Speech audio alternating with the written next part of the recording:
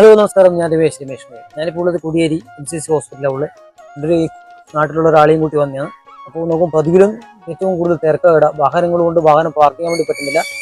അപ്പോൾ എന്താ പറയുക, ജനങ്ങളുടെ അസുഖങ്ങൾ കൂടി വരുവാണ്. അപ്പോൾ ഇനി പ്രതിവിധി എന്ന് പറഞ്ഞാൽ നമ്മളെ ദിനേരിയ നമ്മുടെ ഭക്ഷണങ്ങൾ നമ്മൾ ക്രമീകരിക്കുക, നമ്മൾ പച്ചക്കറികളിലേക്ക് വരിക.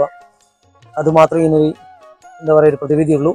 അപ്പം ജനങ്ങളെ അസുഖങ്ങൾ കൂടി വരുമ്പം അതായത് ആശുപത്രിയുടെ വിസ്തീർണങ്ങളും കൂടി വരും. അപ്പോൾ അതില്ലാതാക്കാൻ നമ്മൾ നല്ല ഭക്ഷണങ്ങൾ കഴിക്കുക, നമ്മൾ ഫാസ്റ്റ് ഫുഡ് ഒഴിവാക്കി നമ്മുടെ നാട്ടിലേക്ക് തിരിച്ചു വരിക.